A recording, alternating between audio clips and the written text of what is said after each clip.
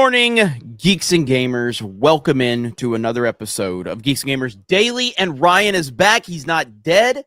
He's miserable, but he's not dead. You feeling better, Ryan? Yeah, unfortunately, somehow I have returned. I'm feeling better than I was Sunday, certainly. And Monday, I was like, all right, I got to at least do the Monday evening sports stream. After all the insanity that played out in the sports world yesterday and the NFL playoffs being set and all of that, had to at least do that one. But yeah, I'm feeling better. I think that we need to personally thank the 199 for Ryan's survival. I have it. I have confirmation of this. Okay, Ryan was on his deathbed. He was ready to he was like, you know what, it's time to sail off and be done with this. But one thing gave him the motivation to move forward is that his video, the best of video, got the most views on clips. So he felt the will to continue to live. So it's because of all of you that Ryan survived. That's true. That had nothing to do with me surviving. Although it is true that for some reason, my best of clip on the Geeks and Gamers Clips channel just bent over and fucked everybody else in the ass. Don't know why that was, but that's what happened. And then I was worried about Krista's because it's like, okay, fuck it, that's a way better thumbnail than mine. Like, we'll see how this goes. But luckily, started off strong, tailed off. No interest. Tailed off. Mine reigned supreme. Oh man. Yeah, I was not even fucking like looking at social media or anything. I did watch the Bears game and all the other games. I just fucking sat there on the couch. Oh man, it's good stuff. But yeah, we had if Packers had blocked that field goal, I might not have made it back. Just in general, nothing to do with the illness. That was how many games in a row had the Bears lost up to that point? It was like 10 or 10 games, I think. Whew.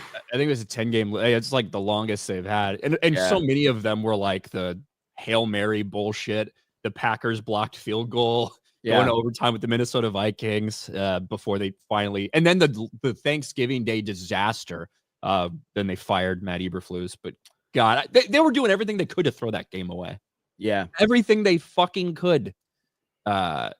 2 minutes left. Hey, just keep the ball, run down the clock. Oh, bad fucking holding penalty again. 1st and 20. Okay, let's throw a dumbass fucking another one of these screens on 1st and 20. DJ Moore immediately gets tackled, fumbles, Packers ball. Kick a go-ahead field goal. Here we fucking are. But Caleb Williams, once again, drives down the field and puts him in position to win.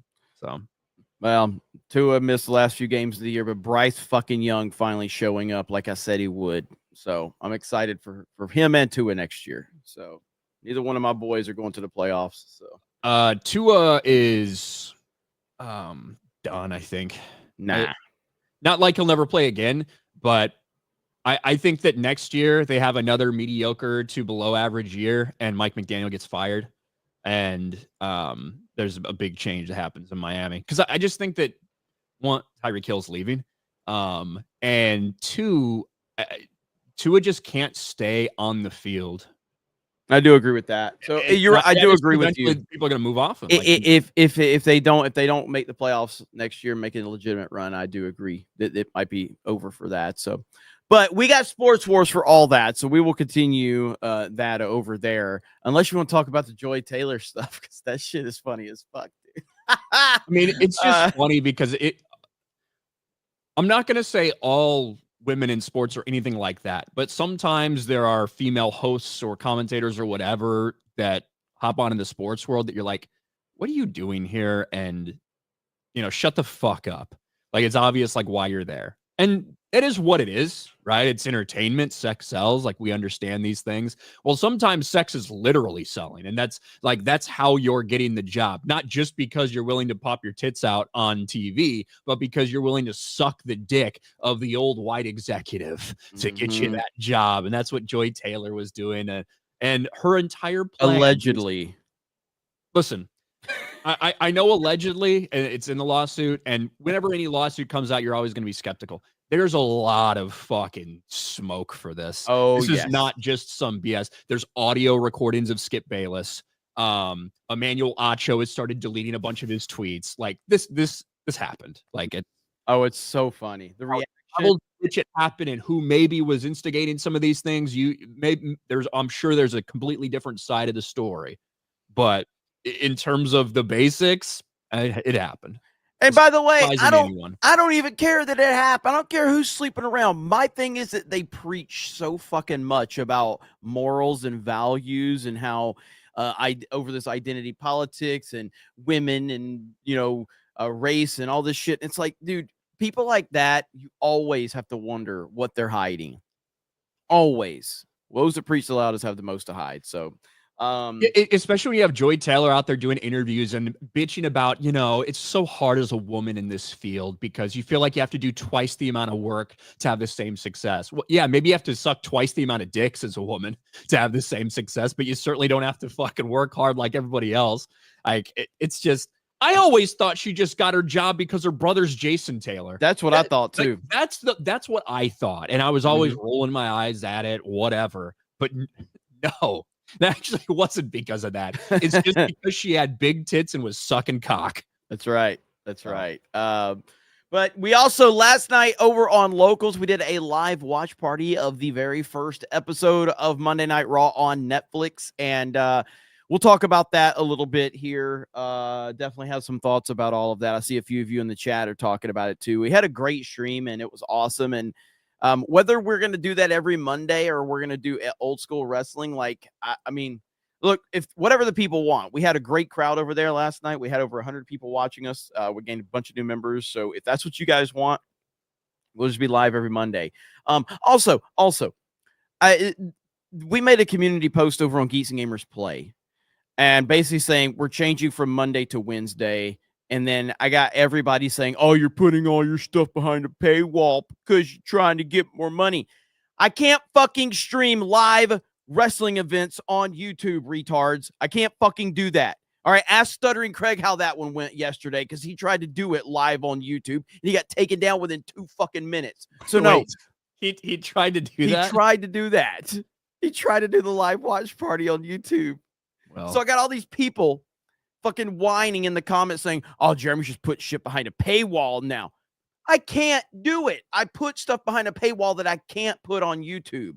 That's the whole point behind it. If I could put it on YouTube, I'd watch. Dude, if I could watch wrestling live on YouTube, you think I'd put that shit behind a paywall? I'd have 10,000 people watching me.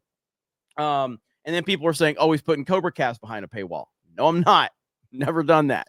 And then someone says, Jeremy, moving this from Mondays, changing up the days, big fucking problem. I watch on Mondays.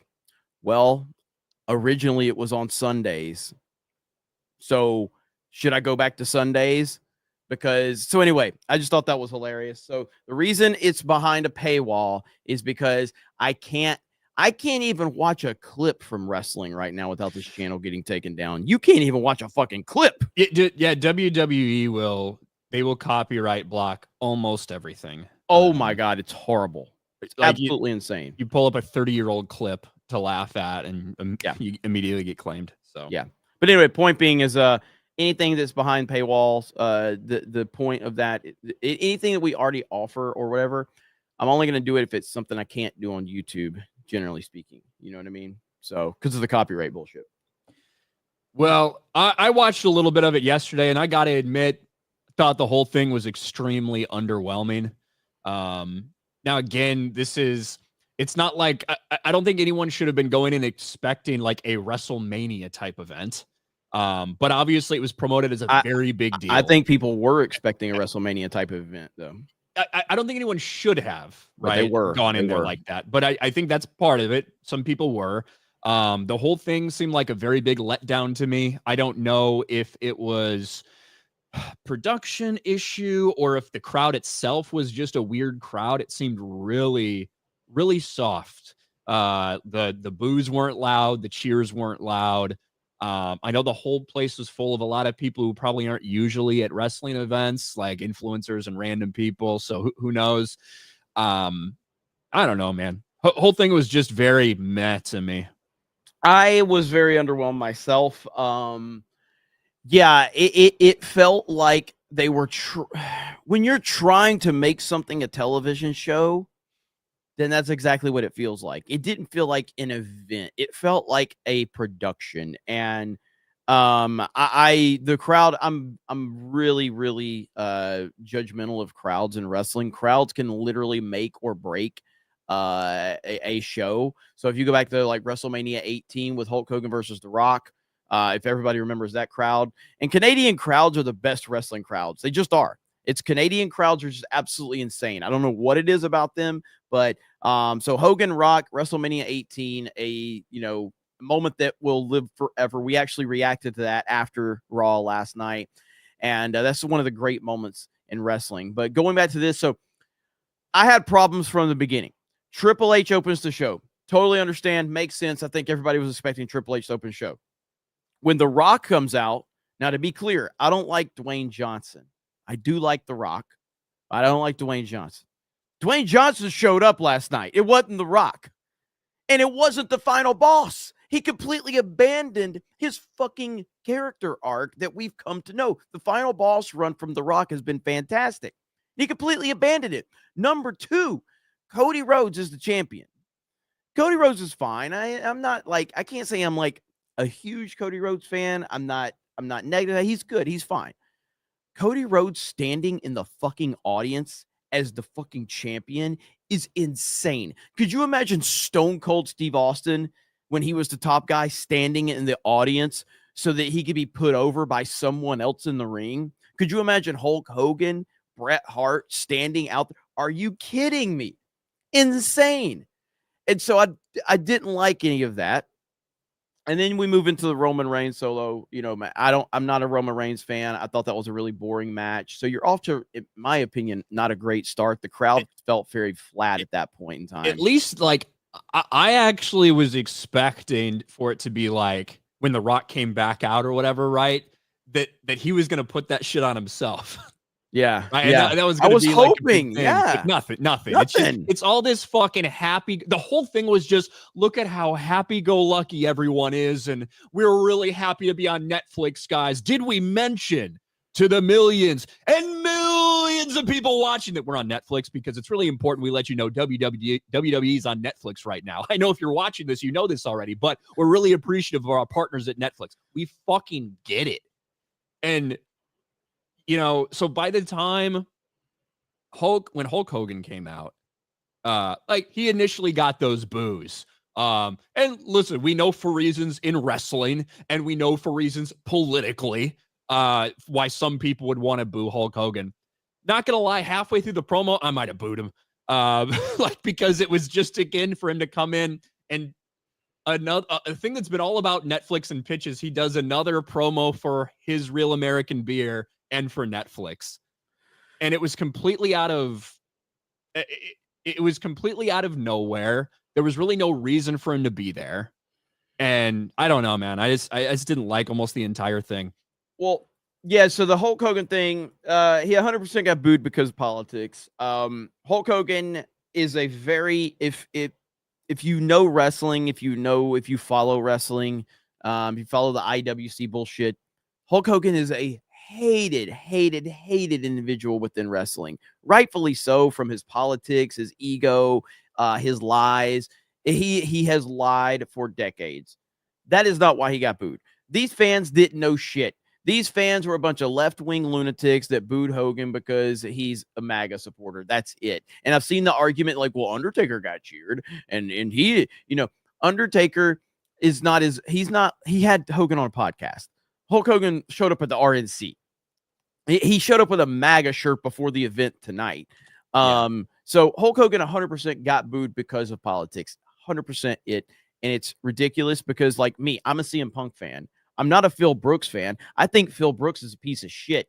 I think Phil Brooks is a left-wing piece of shit. I like CM Punk, the character. And so I'll cheer for CM Punk, the character. But yeah, so him getting booed was ridiculous. But they also should have known they should have put him in that position. WWE should have known that was going to happen in California. But overall, the event, Ripley and Liv had the best match along with Punk and Rollins. Those are the two best matches. Outside of that, I found the event to be very underwhelming. I'd give it a 4.7 out of 10 for 47. Fuck all those fans that were booing Hogan. That's about it. So it also maybe would have been different if they hadn't sat through 2 hours of underwhelming shit before he came out too. Like, and I don't fucking know. Listen, when you decide as a big prominent figure in any type of industry to get heavily involved in politics, it comes with ramifications, right? And I certainly wouldn't have booed Hulk Hogan because he's a Trump supporter. That was one of the coolest fucking things we saw at the RNC was him going up there. But when you do that, whether you're a fucking athlete, whether you're an actor, like whatever, people are now going to associate that with you. There's a lot of people there that associate that with him. Now, when he comes to fucking Florida or when he comes to Georgia or whatever, probably a completely different story, completely different reaction for the crowd for the same reason. But I don't know, man. John Cena, I felt like cut the only good promo of the night, which is kind of shocking. Yeah. But overall, though, it might have been a 4 out of 10, but the problem was it needed to be really good. Yeah.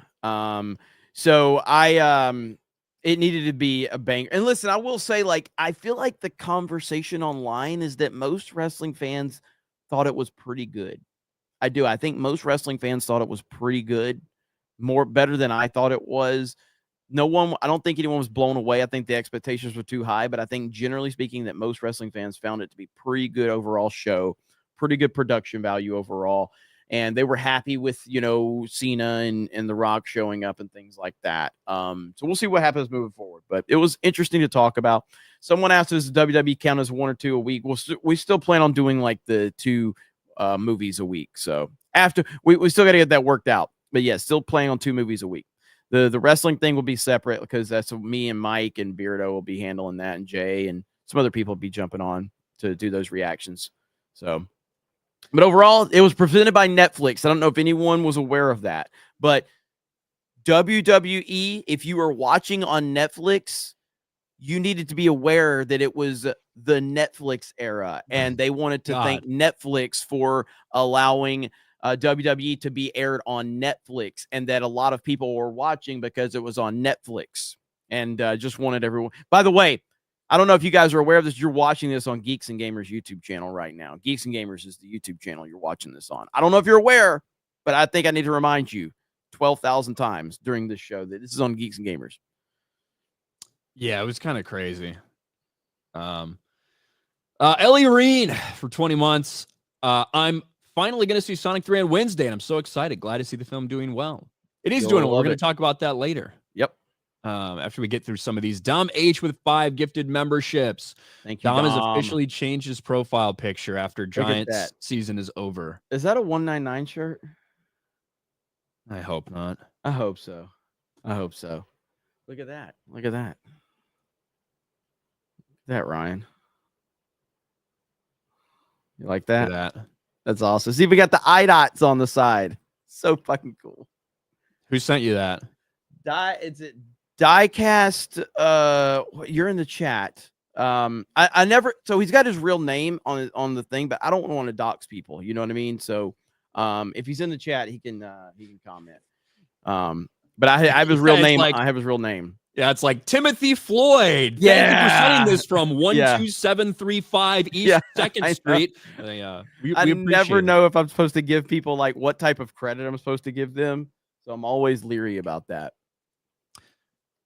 Tobias, there it is. Diecast driven. Okay, and then the gold one is right here. Now, dude, the gold one, the spoiler broke off in the packaging. Here, let me. So the packaging, the spoiler actually broke off on it, man. So I can probably put it back on, but the gold one is freaking cool as shit. So look at that. Love it, man. So right there. Got the scan in. And you got this on the side with the money. Look at that. That's a badass, man. So that's pretty fucking awesome, to be honest. I love everything but the number. Diecast driven can't control that. So yeah, the spoiler popped off on the back on the gold one though, but that was through shipping, I guess. Jeremy was playing with them.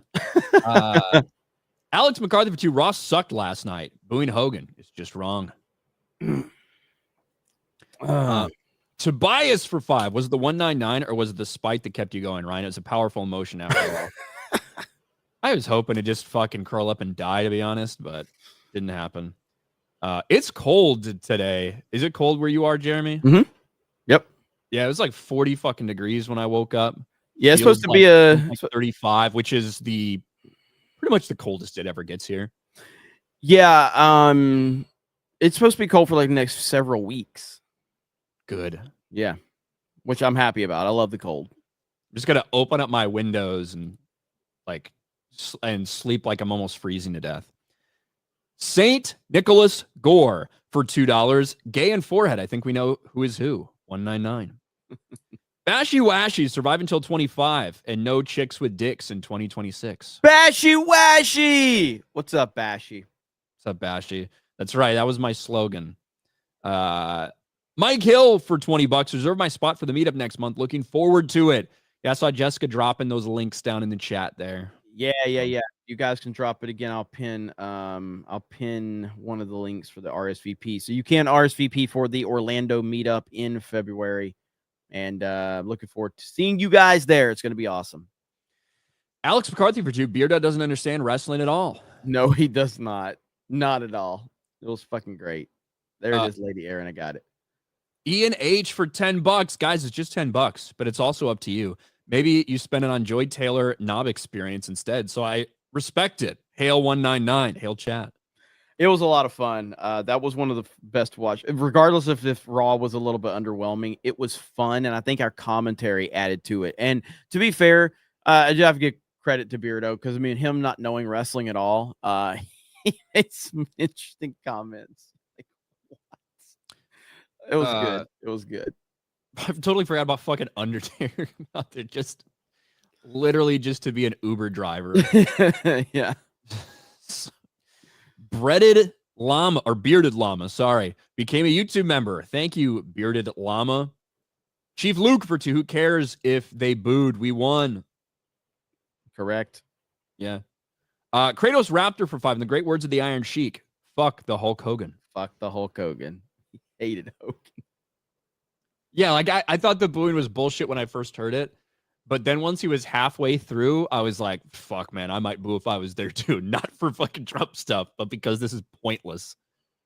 I do believe Stone Cold was supposed to be there. And of course, he turned him down once again. I'm not sure we're ever going to see Stone Cold again in a wrestling ring. You think it would be better for Stone Cold Steve Austin to be doing a promo cut for Real American Beer?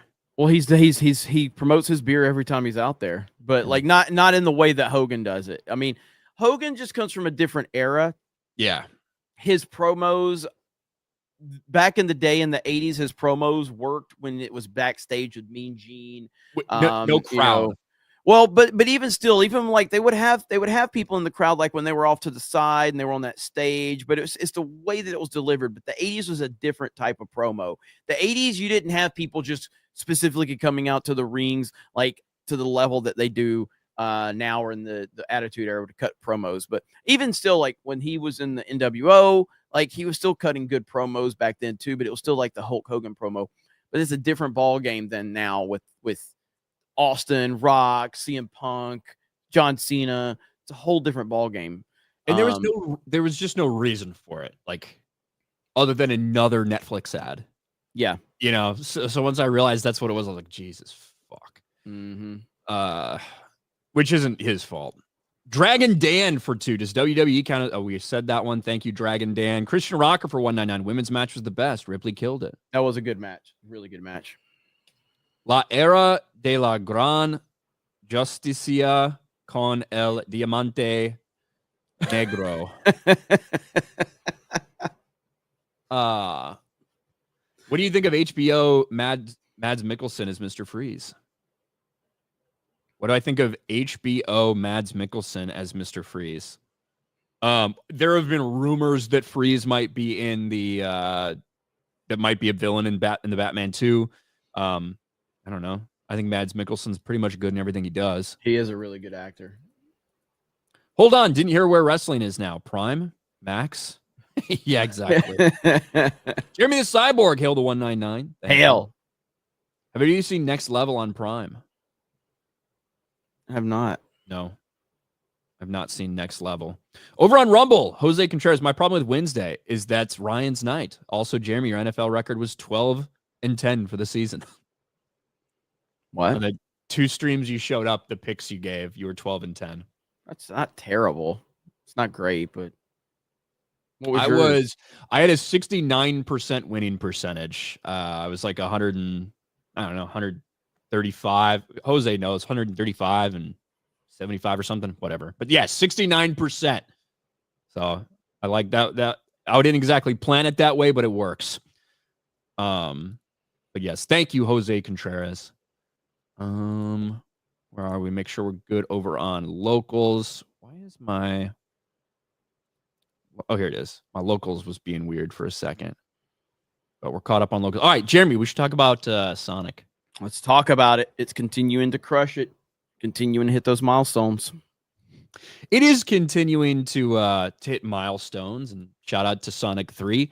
I thought it was really, really good. Now, this is the first weekend that Mufasa actually beat it at the United States box office, but the Sonic the Hedgehog franchise has now grossed over $1 billion, and obviously with the budget that these movies are on, very, very impressive. Sonic 3 is on its way to becoming easily the highest the highest grossing movie at the box office, as it just kind of continues to climb and climb and climb, with Sonic 4 on the horizon.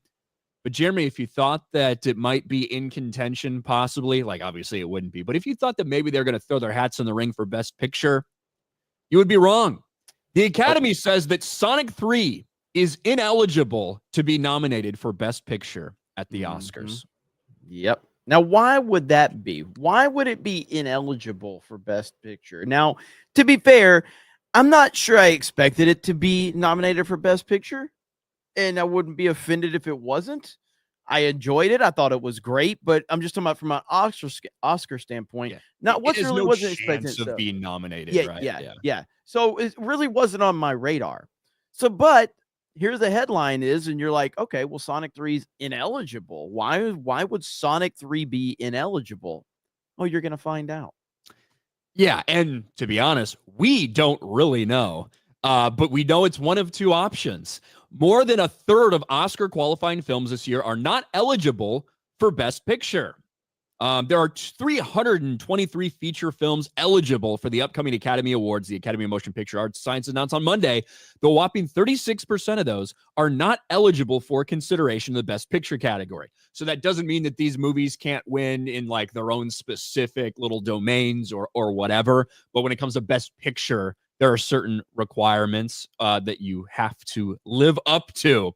The discrepancy between films that are qualified in the top category and films that are eligible in other categories comes either because the filmmakers did not attempt to qualify, so basically had no interest in even inputting it for possible nomination, likely the case for several documentary, animated, or international films, or because of the new eligibility rules that require Best Picture candidates to meet additional benchmarks for diversity and inclusion. This is the second year the representation and inclusion standards, RAIs, have been enforced, although they don't appear to disqualify any serious contenders in this category. And this is it, the Oscars diversity and inclusion standards. You know, things like a lead or significant supporting actors from underrepresented racial or ethnic groups. Oh, I think hedgehogs are underrepresented. Absolutely. Absolutely. And we do not know, right? This does not tell us whether, you know, Paramount, whether they actually wanted to like, hey, we're just not even going to bother this because it's obviously not going to win Best Picture, or whether it didn't qualify because of the diversity standards. I can tell you that Mufasa is in there, right? There's Moana 2 is eligible. Mufasa the Lion King is ineligible. But Sonic, it's a no-no. Eligible? You said is eligible. Mufasa, right? Is eligible. Okay. Now, I like how they put Sonic the Hedgehog 2 here instead of 3. This is a fucking typo on this thing. But things in caps are not eligible, either because they didn't submit it or because it doesn't meet the diversity standards. Yeah, I mean, I would think that hedgehogs definitely are, what what is the word? What's the terminology? Underrepresented group. This is the what other film has a blue hedgehog represented? This is important. This is very important for hedgehogs and for furries. Most of them, not you, Tobias, but most of them are mentally unstable. And that's so, true. That counts. The LGBTQ community, exactly. underrepresented, blah, blah, blah. Yeah. Exactly. Not you, Tobias. We like you. You're good. But most furries are mentally disabled. And so you're just completely shunning that entire community, which I don't think is very inclusive at all. I think that goes very much against your narrative. But the reality of this is this is just absolute nonsense. Like I don't really know what it is. Neither of us do. They didn't put it in this post. They do have. I mean, Idris Elba is obviously a supporting character in this as Knuckles. It's voiced by a black man. You've got Sonic's mom, basically foster mom, whatever you want to call it, is black. I don't know. I don't know if these things would qualify for that or not, or if they were like, I mean, we're not going to win Best Picture. Best Animated. Hey, maybe we got a shot. No, it's probably going to go to fucking Moana or Inside Out or something like that. But yeah, I don't know what it is. It's just funny that this is a possibility, that Sonic is not eligible because a movie about hedgehogs and fucking flying foxes and all this shit might not have enough black or gay people in it. What exactly is the inclusion standard, though? I don't really understand. So we can go through it. Let's go through it. I'm interested in this. These are all the things you have to at least attempt to do, possibly. So it's honestly pretty easy to do it the way current Hollywood is. Standard A, on-screen representation, themes, and narratives. A film can achieve this standard by meeting the criteria in at least one of the following areas. So you don't have to hit all of them. You just have to have one of these things occur for your production. Lead or significant supporting actors from underrepresented or racial or ethnic groups. At least one of the lead actors or significant supporting actors submitted for Oscar consideration is from an underrepresented racial or ethnic group in a specific country or territory of production. This may include Black, East Asian, Hispanic, or Latino, Latinx, Indigenous peoples, Middle Eastern, Pacific Islander, South Asian, Southeast Asian. So a lot of possible things there. This is so if you don't have that, you can have just general people, general ensemble cast. At least 30% of all actors not submitted for Oscar consideration are from at least two underrepresented groups, which may include women, racial or ethnic group, LGBTQ+, people with cognitive or physical disabilities, or who are deaf or hard of hearing. Or 3, if you don't have any of these, maybe you have this. The main storyline, theme, or narrative of the film is centered on an underrepresented group. Women, racial, ethnic groups, LGBTQ+, people with cognitive or physical disabilities who are deaf or hard of hearing. How did Oppenheimer qualify for this shit? You had some people that were black in there. Prominent. There was nobody prominent. Rami Malek. He wasn't that prominent. He was like the 18th most relevant character in the fucking movie. Maybe he qualified. This makes no fucking sense. This is so stupid. Oppenheimer does not meet this criteria at all. Maybe because was there any retards in it? No. I don't think that there was any. I don't think Oppenheimer met this criteria. So what about this? The main storyline, subject matter, theme, or narrative of the film is centered on an underrepresented group. There was themes about Jewish stuff. There was themes about Japanese people. I don't know. Maybe that's how you get around it. This is so fucking retarded. Hollywood is so fucking lost. So by this standard, I mean, Idris Elba's a fucking character in Sonic. There are other things too, right? So you have to meet 2 out of these 4 standards. So it might not have actually met the standard, Jeremy. 2 out of 4 standards. Okay. The first one is about on-screen representation. Standard B, creative leadership and project team. So creative leadership and department heads. At least 2 of the following creative leadership position department heads: casting, cinematography, composer, costume designer, director, editor, hairstylist, makeup artist, producer, production designer, set decorator, sound, VFX supervisor, writer, are from an underrepresented group.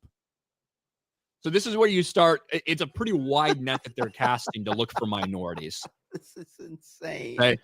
Other key roles: at least 6 other crew, team, technical positions, excluding production existence, are from an underrepresented racial ethnic group.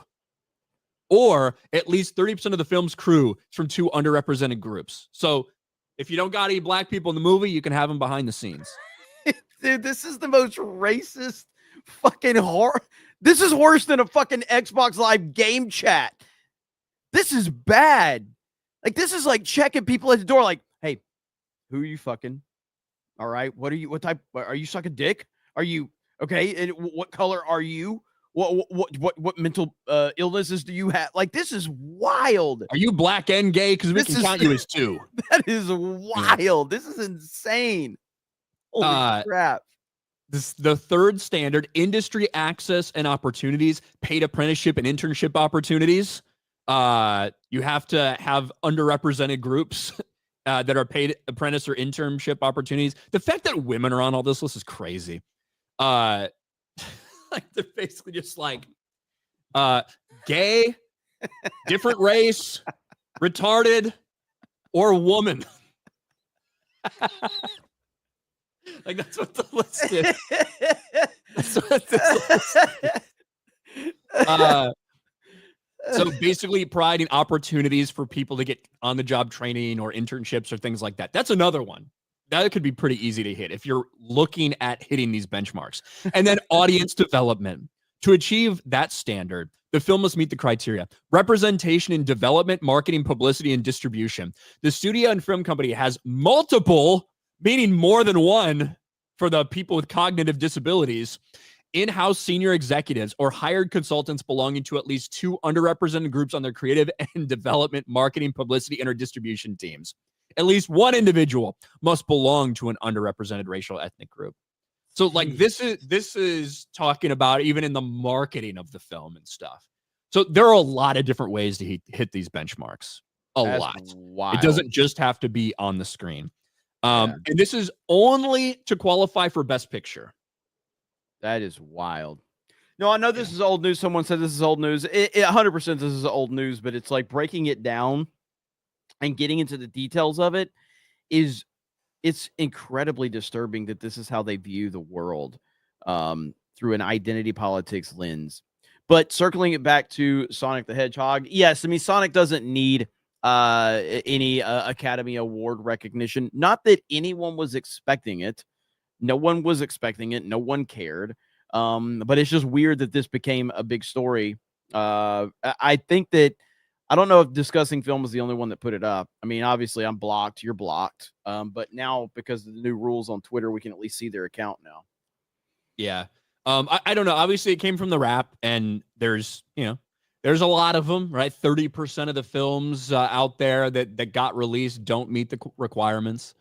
I Am Racist eligible for a Best Picture nomination. But I don't know. I don't know if this is a thing that's like, why would we even bother submitting it? I find it hard to believe that Sonic couldn't manage a way to meet 2 out of 4 of those. Yeah. With people behind the scenes and everything. But yeah. Who knows? There's sometimes where there's going to be animated projects that have a completely like different group of people that might work on it. Maybe they don't have as many people that would fall into that category. I don't know. Either way, doesn't really matter. But it is funny. It's very funny to see that the movie about hedgehogs and talking foxes and that shit doesn't qualify. I mean, Jim Carrey's cognitively impaired, isn't he? He's been like that for a long time too. Yeah, so he should qualify. Yep. Chronically retarded. Well, just saying. Hollywood gonna Hollywood. So there you go. Let's see. Boba Fett. We have not. Krog for Swedish 20. Worried I'd like Wicked like Ryan. Hated it. Proud. Some people don't like art. Tobias Nexus for 10. Are they saying that Shadow isn't black enough to count for their DEI? He's literally made from a guy called Black Doom, raised by a single father, and has to overcome racism against edgy hedgehogs. I didn't know that much about Shadow. Pre-dawn corpse for 5. I just saw the gayest guy on earth, Jeremy. No white Americans. We all know the rules. No, white males were very overrepresented. Okay, we don't qualify for these things. Retards, cripples, and women. We're looking for you. The Beast. Keanu Reeves is a Pacific Islander. Is he? But is he, all right, is he ethnically Hawaiian, or is he like a white dude who was born in Hawaii or something? I guess I don't know the answer to that. It's never really mattered to me. Basket City hailed a son at kicking ass at the box office. Thank you, Basket City. Crimson Born becomes a channel member. Thank you, Crimson. Nader's Brick channel for 2. Gay and retarded. Jeremy and Ryan can qualify. Yeah. Let's see. King Solowings for 10. Thanks, queers and gainers. I just got a month free membership. Pretty nice. Thanks. 199. Hers a few shekels. Hail. Thank you. Thank you, King. Green-haired anti-liberal. Member for 33 months. Hey, guys, just a shout-out for Scream Queen Selena and Iron Oxide. One of their pups needed emergency surgery. That sucks. Yeah. Send some love and prayers, please. Absolutely. Prayers up. Man, that's awful. Dogs are family. MJ UK for 5. Diversity requirements. I work with retards. Everyone in Hollywood is eligible. T'Challa, honestly, meeting the Oscar diversity standard is kind of easy since it's so broad. You almost have to go out of your way to purposely not meet it. Yeah, like it, you truly do. With some of the things that they have that had like nothing to do with film, just your marketing team. Yeah. Like, yeah, there's ways you can definitely hit those benchmarks. Boba Fett for 5. So the Acolyte was eligible for an Oscar because most of that cast was retarded. Very true. And gay and black. So I think it definitely was eligible. B. Jane, Jeremy's favorite Van Halen song is Hot for Teacher. He was homeschooled. Thank you. I wish I was homeschooled. Grand Admiral Adam, Jeremy's new slogan, the best lovin' comes from your cousin.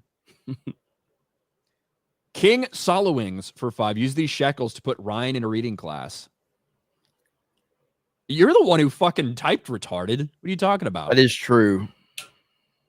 But I mean, thank you for the shekels.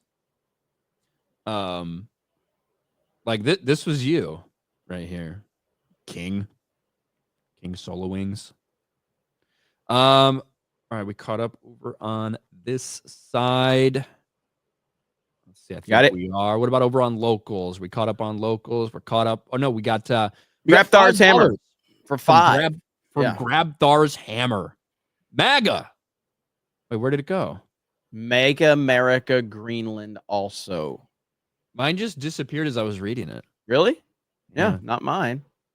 Still there. Yours is broke. My locals has been a little funky, so maybe. So again, don't forget, because we now have a peak viewership, but Orlando meetup, the RSVP is in the pinned post if you want to go check that out. If you want to join us for our meetup, we still have not gotten an official word on our MegaCon panel. We're working on that. Holidays have just slowed that process down a lot. But yeah, so we will be with the meetup is locked in Saturday night, February 8th. So please RSVP. It's going to be a lot of fun. There's going to be a lot of people there. So we're working on all the details right now as we speak. We're going to have merch. We're going to have a lot going on. We'll have posters and there's going to be great out there. If you came last year, you know that there's a lot of overflow area. There's a ton of space. So space will not be an issue at all. And that's why we love doing those meetups at City Walk. It's absolutely fantastic. So But I'm not gonna drink as much. Yeah, we can't have Ryan drinking that much. He was in pretty bad shape. He's in pretty bad shape. It was rough. Yeah. Still made it to the con on time though. Next day, just had to call around to see what the fuck happened to me. I was blackout drunk. Jay Ritzy for 20 says, here, go to Culver's for lunch. Culver's is so great. Don't you agree, Ryan? Culver's pretty good. Culver's is pretty great. I'm not as big a fan of the fries as you are. I like the fries. They're a lot better than In-N-Out fries. A lot better. Could fucking eat. I could eat a pizza and, still be hungry and decide to fucking eat the cardboard that's sitting there. And it would still probably be better than In-N-Out fries. They're not that bad, but they're not great. They're not great. Put ketchup on the cardboard. They might taste the same. But that's, I also eat In-N-Out fries, like, even though they're shit. We need another fast food tier list video. Yeah, I mean, I would like to. There's definitely some takes on there that I would definitely shift. I wouldn't have Raising Cane's at S tier. Not that it's bad. I would. I have a Raising Cane's right by me. Raising Cane's would be A tier. It'd be a good A tier. The problem is, like, really, if we were really like getting to set rules and like all these things, should you have 2 chicken places at S tier? I think you can. Yeah, I think you can. I think you can. I don't know. I don't want to do another fast food tier list. We just have the same fucking arguments over again. I don't want to do that. McDonald's is still going to be S tier. It's so awful. But you can't, like, it's McDonald's. Like, it's got to be S tier. It's got to be. Like, it's awful that it's on there because the consistency of the quality from McDonald's is not nearly the same as all those other places. Yeah, it's like not even Culver's and Five Guys, all that. Right? It's not close. Yeah, but you go all the time. And when it's peak, man, almost nothing beats it. And if you are a worker, you could become if you're a fry cook, you can then go on to be a garbage man and then eventually become the president of the United States. The path of success for a McDonald's worker is there. Proof is in the pudding. You know what I mean? I have McDonald's an embarrassing amount of days out of the week. Like probably 2 or 3 on average. I like how you said that, an embarrassing amount through the week. Yeah. Bro, when I was in San Diego, I used to have fucking Jack in the Box almost every day, every work day at least, when I was driving in. I'd stop there. I'd stop there in the morning, and I'd get like 3 or 4 bacon breakfast jacks, right? Which are just shitty. They're not even like a special breakfast sandwich. That's literally just bacon, egg, cheese on a fucking hamburger bun, right? But they're awesome. I get 3 or 4 of those, and then usually I'd get like the either the popcorn chicken they had for a small period of time, or I'd get like chicken tenders. That would be my breakfast from Jack in the Box. Jack in the Box is awful. It's terrible. Jack in the Box is no, it's terrible, but I love it. It's terrible, but I love it. Like if you're like, I know I'm going to be sick, then just go ahead and go get Jack in the Box. It's going to be good until you're done, and then you're going to feel like absolute shit afterwards. Yeah, the tacos they have. And now they have those little, like, they've got those like 20 mini tacos that you can do. I'll eat the fuck out of those. Yep. They've just got such a massive menu, which explains why everything's shit, but still. Have you heard about this Mark Zuckerberg thing? Only from you. Yeah, so I'll put it in the I'll put it in the private chat. You can pull it up if you want. But so Mark Zuckerberg has basically decided that he's going to change Facebook, Twitter again. He's basically making Facebook Twitter is what it sounds like. And I see a lot of people going crazy over this. And to be fair, it's a win for President Trump for sure. And it's a cultural win for sure. Mark Zuckerberg is not to be trusted under any circumstances whatsoever. None. And so everybody's going crazy over this announcement, though. So let's listen to a little bit of what the Zuck has to say. It's 5 minutes. God. I'll listen to the whole thing. I want to talk about something important today because it's time to get back to our roots around free expression on Facebook and Instagram. I started building social media to give people a voice. I gave a speech at Georgetown 5 years ago about the importance of protecting free expression, and I still believe this today. But a lot has happened over the last several years. There's been widespread debate about potential harms from online content. Governments and legacy media have pushed to censor more and more. A lot of this is clearly political, but there's also a lot of legitimately bad stuff out there. Drugs, terrorism, child exploitation. These are things that we take very seriously, and I want to make sure that we handle responsibly. So we built a lot of complex systems to moderate content. But the problem with complex systems is they make mistakes.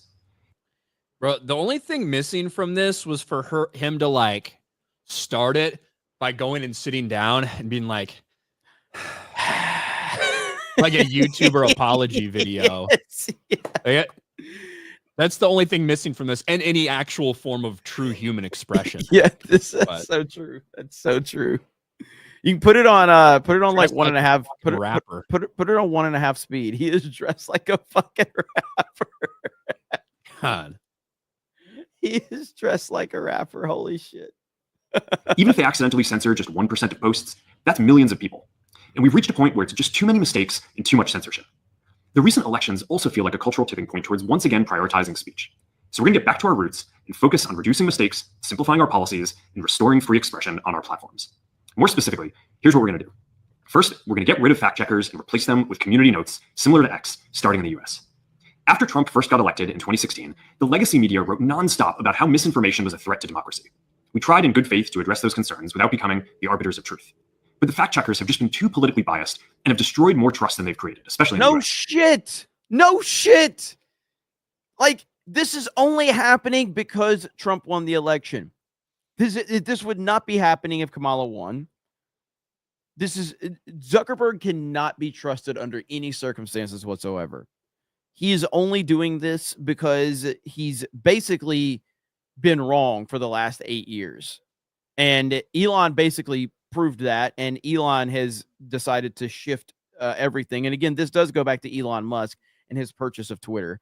And that is going to prove to be one of the most important pieces to this whole culture war. Maybe would you argue against that if I said Elon Musk buying Twitter is the single most important moment in the culture war, hands down? Potentially, yeah. It's definitely like one of the biggest moments. There's no doubt about that. And in terms of trusting Mark Zuckerberg, look, I think that there are a lot of people like Mark Zuckerberg out there, these huge fucking billionaires that control, whether it's social media side or something else, a big business, that of course they're going to do whatever they think is right in the moment. So the one thing you can trust with some of these people, Jeff Bezos, maybe Zuckerbergs of the world, is that at some point in time, they'll do what's best for themselves. That's the one thing you can trust. And that might take a while before they find out they've lost. There's going to be some people out there that are willing to lose money and funnel money to promote whatever their ideology is in nefarious ways. But I think there's also a lot of guys like this that when they see the tide turning, they will turn with it. Because they think it's advantageous for their business. That is the one thing you can trust a lot of these guys to do. Agreed. We'll listen to a little bit more of this. So over the next couple of months, we're going to phase in a more comprehensive community notes system. Second, we're going to simplify our content policies and get rid of a bunch of restrictions on topics like immigration and gender that are just out of touch with mainstream discourse. What started as a movement to be more inclusive has increasingly been used to shut down opinions and shut out people with different ideas, and it's gone too far. So I want to make sure that people can share their beliefs and experiences on our platforms. Third, we're changing how we enforce our policies to reduce the mistakes that account for the vast majority of censorship on our platforms. We used to have filters that scanned for any policy violation. Now we're going to focus those filters on tackling illegal and high severity violations. And for lower severity violations, we're going to rely on someone reporting an issue before we take action. Can I just call somebody a bitch on Instagram in my replies? Like, that's all I want to be able to do, Mark. That's all. Like, we're not asking for much here, Mark. I don't even need to say retard on Facebook or Instagram, right? I would like to at some point. I want to eventually be a place on Instagram where I can call someone a fucking retard and not get reported. Just for right now, let me call him a bitch. Little small baby steps, Mark. That's what I want. But yes, we're glad you got fucking your update download 4.7. It seems like that's what this is for this NPC. But we'll see what happens. I mean, it's good to hear, I suppose. Yeah, I just don't. To me, it's more about the overall cultural shift, not so much Mark Zuckerberg, not so much Facebook. It's about the cultural shift that's happening, and the fact that Trump's not even in office yet, and we're seeing the result of that across the board. He literally is changing the world. He's literally changing the entire world right before our very eyes, and he's not even in office yet. So that's the bigger takeaway from this whole thing. Not so much Mark Zuckerberg. I don't trust Zuckerberg at all, and it just continues to show that Elon didn't change with the wind. He literally was the wind. You know what I mean? Like, he shifted things. He didn't go with the flow. He was the flow. And yeah, so we'll see how it. I mean, I don't really use Facebook that much. I use Facebook Messenger, but I don't really use Facebook at all. Well, does this make me want to use Facebook? Not really. Hell, I don't even really like using Twitter at this point in time. Twitter is just a fucking massive shit show anyway. Ryan's been using Twitter more lately. Kind of, yeah. Yeah, I just never feel the need to do anything. So, where am I? King Solowings. My name specifically. Is it King? Yeah, you did say Wings? Yeah, you said Solo Wings the first time, and it's Solo Wings. Solo Wings. Okay. D's Webos. I know this isn't Sports Wars, but I want to say fuck the Titans. Bring the Oilers back to Houston. Go Texans. I agree with that. Bring the Oilers back. Listen, the way the Texans have played the last half of the season, they don't deserve that fucking name. So Titans can have it. Bring the Oilers back to Houston. Bring the original, the OG uniforms back to Denver and to Miami. Not asking for much here. Nah. Raven Black Sparrows play. Will there be a new IDOT shirt? I don't think so. Not for MegaCon, but I can't 100% say, but I don't believe so. Health Minister of Belgium, Skip Bayless, just slid into my DMs. Take the money. Bro, if Skip Bayless offered me $1.5 million to fuck me, I'd say no, but I'd think about it afterwards. I'd be like, God. Did you see what I retweeted yesterday with Skip? I'll put it in private chat, but like you gotta pull it up. You gotta pull it up. So like there's no amount of money that I don't think there's any amount of money that would be enough for me to have sex with a man, period.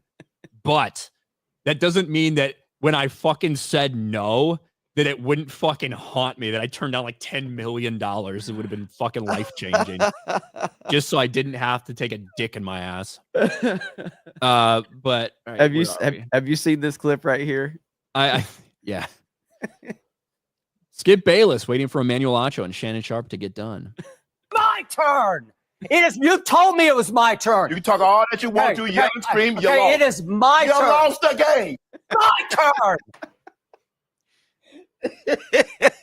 And that, like, reportedly is what so much of it was about. He thought these women were having sex with Shannon Sharp and not him.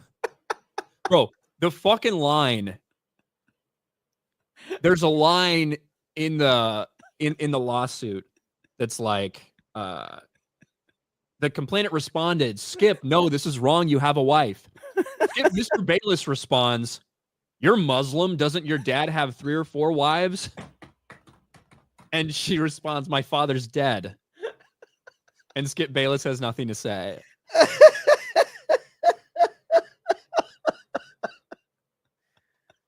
That was the line that stood out in this lawsuit more than anything else I read.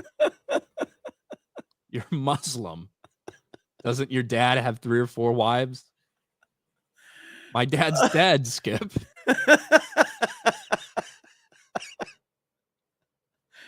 Oh shit. Oh, I fucking love the internet. Oh my god. Shadow's the ultimate life form, not due to combat prowess, but because he's supposedly biologically immortal. He was made to be immune to all disease and aging, essentially due to elder god DNA.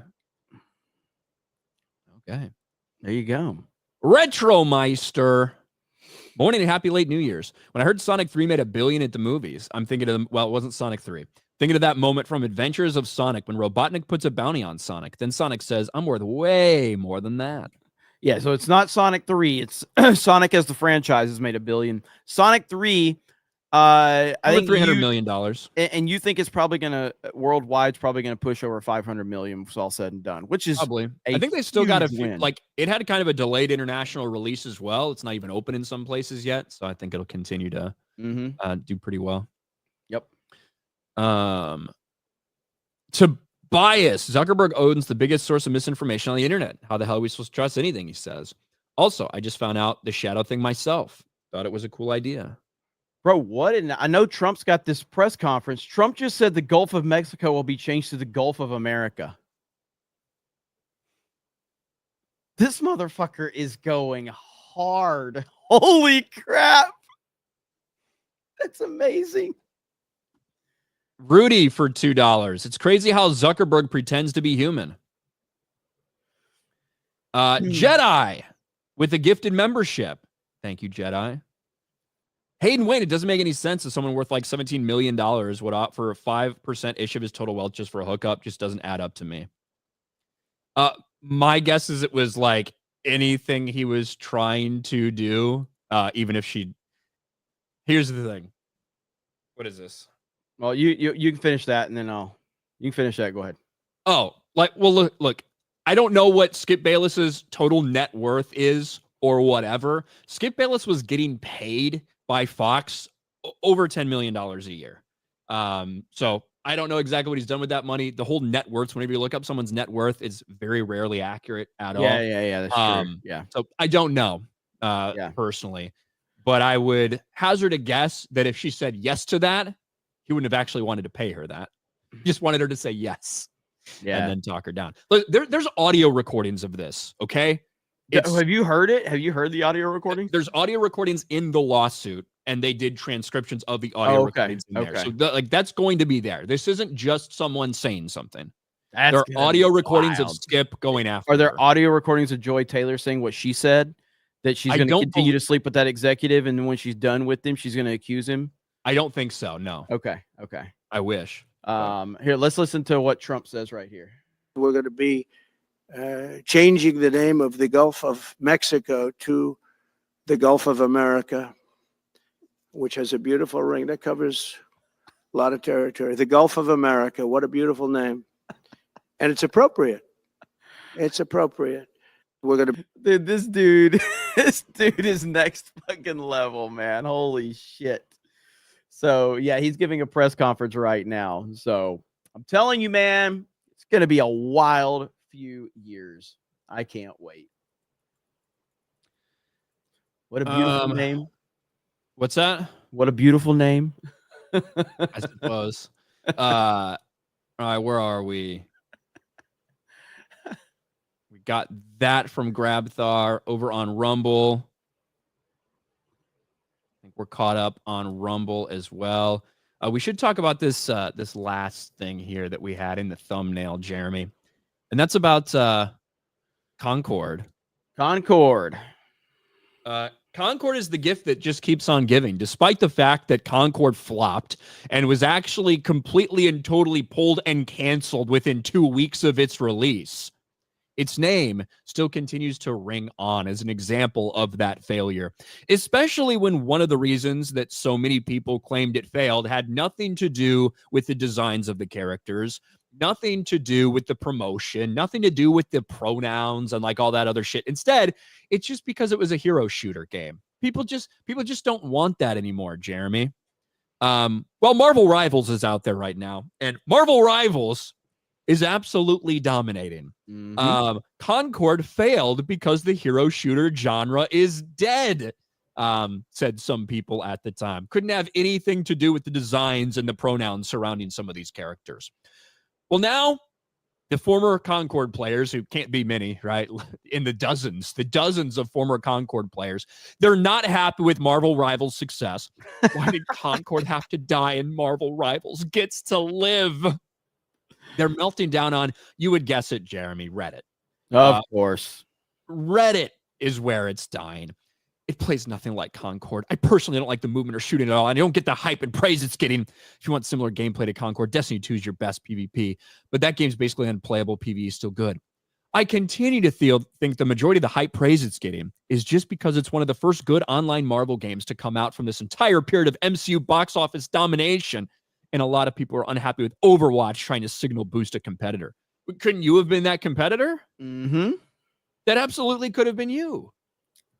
I mean, the game itself feels pretty damn unpolished and unbalanced compared to Overwatch and even Concord. Like it is your typical, really funny to see the cope. Typical Reddit thread, typical losers playing they have to be victims. They have to be victims in everything they do. They have to victimize themselves. They have to play a dead game that nobody cares about so that they can continue to build their victim narrative around it. Meanwhile, everybody, again, I did download Marvel Rivals. I'm looking forward to trying it out. I don't know if it's going to be my type of game or not. I was not a big Overwatch fan. I only played Overwatch a couple times and it didn't work for me. But people are loving Marvel Rivals for the most part. Although I do feel that I feel like there's some like paid influencer stuff going on with that. Like, I feel like a lot of these big streamers are getting paid, but I don't know. It just seems very forced, like how it just happened out of nowhere. It didn't seem organic is all I'm saying. It seemed very strategic. How Marvel Rivals just one day, just every fucking major streamer was playing it and praising it like crazy, just out of nowhere. But that happens all the time for all game releases now, at least at this point. But yeah, like certainly that might explain the initial and maybe viewership you see on something like Twitch, but the gameplay, the fact that it peaked around 500,000 people, that even still the 24-hour peak, right? Where is that at? Here it is. The 24-hour peak, the all-time peak was almost 500,000. The 24-hour peak over a month later is still over 400,000. Yeah. Right. Yeah. So regardless if it was done that, people are responding to it. That's the bottom line. People are responding to it. Yes. And you have people like this. Concord failed, not because of its design, gameplay, price, or quality as a game, but because it became a target in a culture war. From the moment it was announced, discussions about the game were dominated by negativity. Critics labeled it as dead on arrival, woke, or trash before there was even a beta or gameplay footage. This constant negativity overshadowed the game itself. Despite being fun for those who actually played it, very few people gave it a fair chance. The backlash was so intense that even liking the game invited ridicule. In the end, more people criticized Concord than actually experienced it, which made it impossible for the game to succeed. Jesus. We have so much power, Jeremy. Yeah, we are the media, as Elon says. So this channel specifically, we have the power to make or break multi-million-dollar games just by giving our opinions. Ryan, how does it feel to have that much power? Feels fucking awesome, to be honest. Good. The over $400 million disaster for something like Concord, and people are loving Marvel Rivals. Yep. They are. No doubt about it. And you can have your criticisms of Marvel Rivals, specifically where it comes from, who made it, things like that. But the fact remains the game is dominating and continues to dominate, and people are having a lot of fun with it. They did not have a lot of fun with Concord. I haven't played it yet. I'm not big into these games. I was never big into Overwatch.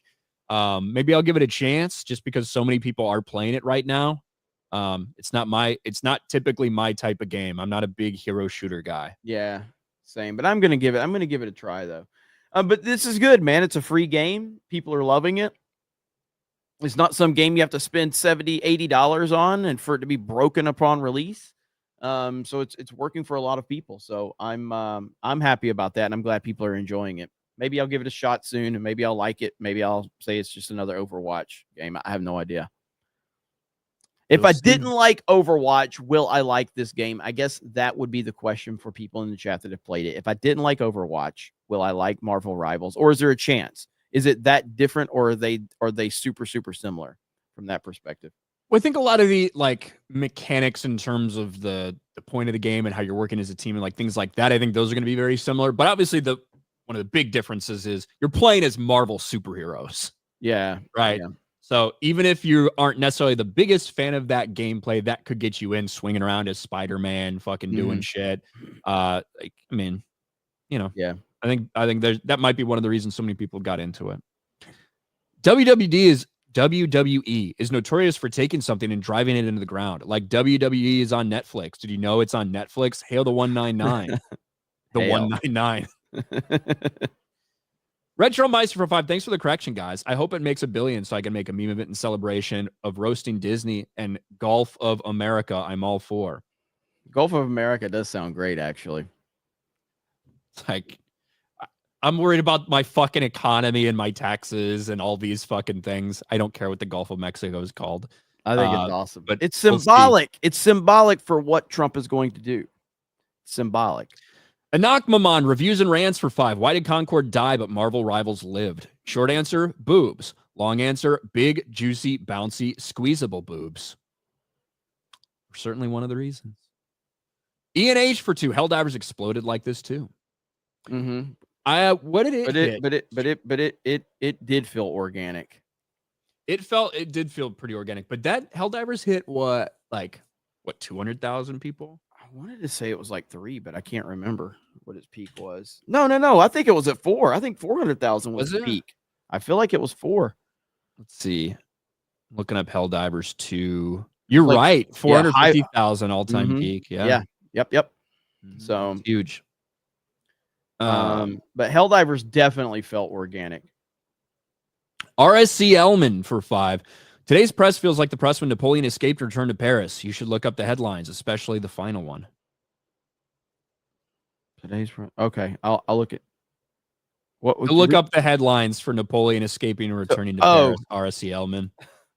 Mr. Bentham for 2. We all got paid 2 weeks later. Concord ended too soon. Yeah, they pulled it before people had a chance to get their paychecks. Tobias for 10. Overwatch and Rivals have one thing Concord didn't: thick ladies and decent gameplay. Battlefield 2042 is a hero shooter technically too, but everyone can use the same basic loadouts of weapons outside classes. What did I do? They said I did a Porky Pig clip. What did I do? Chat's roasting me. I don't know what I did. That's all, folks. Is that what I did? I don't know. I wasn't really listening. But we are all caught up, Jeremy, I think. Oh, man. All right. Oh, I stuttered. Oh, well, I mean, that's normal for me. That happens fairly often. Yeah, that happens a lot. But anyway, Geeks Gamers Daily has come to an end. And we got Tuesday night's main event tonight. Looking forward to hanging out with all of you over there on Tuesday night's main event. We're going to discuss that top 50 video game list from, was it Forbes, I think, that had Chrono Trigger at number 40. Get the hell out of here. G&G needs to do our own top 50 video games list. A collective committee of people to do the top 50 video games of all time. That's so difficult. I know. But I'm sure once we're done, I'm sure everyone's going to agree with us. Like, no one's going to disagree with ours. I mean, of course they're going to agree. Nobody's going to call us names. It's not how the internet works. Banjo-Kazooie rank? Not in the top 50. What about Banjo-Tooie? Not in the top 50. My God. I mean, it just doesn't. I know. It was just the most random game I could think of at the time. But what do you got going on, Ryan? Nothing. I'm going to start making videos again. Anak Maman reviews and rants. I didn't listen. Ryan's go-to responses to Jeremy. Pretty much. That's how it goes. But what are you going to do? But Tuesday night's main event tonight. Thank you guys so much. Really appreciate it. Have a great evening. And again, thank you for all the support over on Locals. Watch parties, multiple watch parties a week. We've listened to the feedback, realized that that's what you guys wanted more of. So Thursday, we're watching The Batman. I don't want to be there for that, but probably will be. But yeah, we're watching The Batman. The fucking Batman. Why? I mean, it's fine. Ryan gave it like a 12 out of 10. I watched it just the other day. Did it hold up? I like it. Again, like, it's fine. The things, I don't have any problems that you have with the pacing throughout the movie at all. You don't? The only thing that I don't like is really when you get, after the Carmine Falcone murder thing and they get Riddler, his reveal and how fucking weird he is, I didn't like that. But then you have like 2 or 3 endings that feel like they happen, you know? That's the part that I don't like about the movie, is the seemingly several points where that could be the climax, but it really isn't. But yeah, the pacing throughout the entire movie I have no issues with. Yeah, pacing's a problem for me, and just I don't know. Gotham is amazing in the movie. The score is amazing. Pattinson's fine. I am looking forward to at least seeing it again to see if my opinion has shifted. So I liked it less the second time I watched it. I enjoyed it the first time. The second time I watched it, I enjoyed it less. I've only seen it the 2 times. So it's been a while since I watched it. So we'll see. But yes, thank you to Geeks Gamers for streaming on the Geeks Gamers channel on YouTube, the Geeks Gamers channel on YouTube. Thank you for everyone supporting Geeks and Gamers on the Geeks and Gamers channel on Geeks and Gamers Daily. On YouTube, Rumble, and Locals. On YouTube, Rumble, and Locals. You guys have a great day. We'll talk to all of you later. Bye, everyone. Say bye, Ryan. Goodbye.